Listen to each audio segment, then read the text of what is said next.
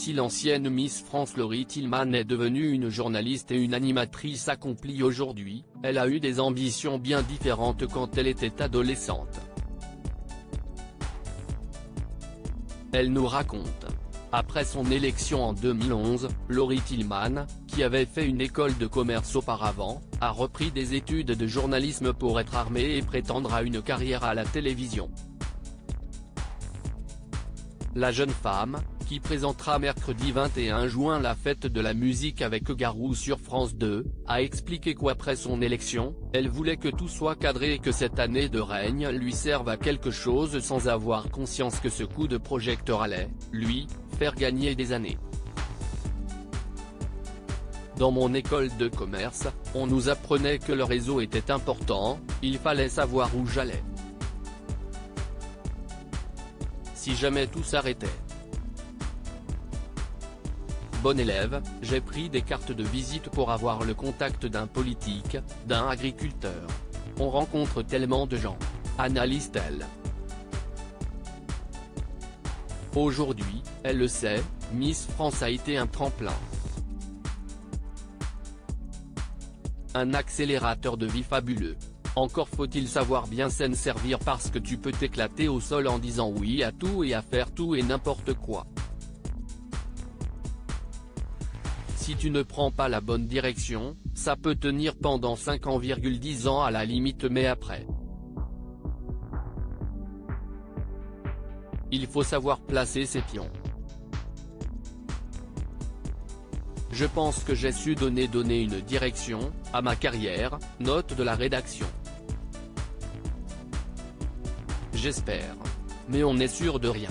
On est des funambules.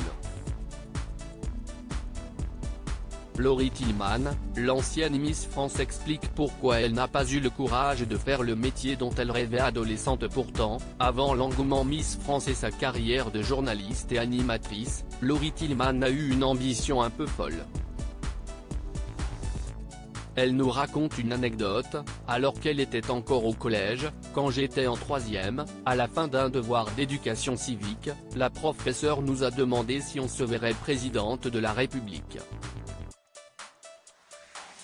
Ce à quoi j'ai répondu oui. Et elle m'a dit, justement je t'y verrais bien. Et d'ajouter qu'il faudrait que je fasse HEC, l'école des hautes études commerciales de Paris, note de la rédaction. Mais très vite, l'adolescente est revenue sur le projet, il devait y avoir eu un débat présidentiel la veille, et j'ai réfléchi. J'ai dit à ma professeure que je ne me sentirais pas dans ce rôle parce que ne pas faire l'unanimité, c'était ne pas plaire à des gens. Et ça, c'était flippant. J'avais ce sentiment de devoir satisfaire tout le monde. Et en politique c'est encore pire. Donc j'adorerais faire de la politique mais je n'aurais pas ce courage. Laurie Tillman dévoile ses envies à la télévision, j'aimerais bien endosser un rôle où je ne suis pas moi-même. Outre la télévision, la Brestoise n'arrête pas, créatrice de mode, elle a développé sa marque de prêt-à-porter. Elle a aussi écrit de nombreux livres sur le sport et le bien-être, et elle anime le podcast Comment tu fais?, qui comble, pour le moment, ses envies de radio. Elle s'est même essayée à la comédie et aurait envie de renouveler l'expérience mais pas à n'importe quel prix. On m'avait proposé de jouer une guide du GR20 dans Camping Paradis, en 2016, épisode 4 saison 7, note de la rédaction, et c'était cool, on avait tourné en Corse. Mais je n'avais pas trop pu à travailler, j'étais resté moi-même. Même si j'avais demandé à être accompagné par un coach parce que je voulais être vraiment armé. C'était génial et j'aurais adoré continuer mais j'ai l'impression que l'on n'apprécie pas trop les doubles casquettes en France. J'aimerais le refaire mais à contre-emploi. J'aimerais bien endosser un rôle où je ne suis pas moi-même du tout, genre vraiment à l'opposé. Limite un truc dark, une criminelle, un personnage profond où l'on ne m'attend pas. Affaire à suivre donc. Mais si tout s'arrêtait pour elle, pas de panique, en tout cas du côté de sa famille, ma mère me dit, si tu en as marre, tu reviens à Brest et tu feras boulangère.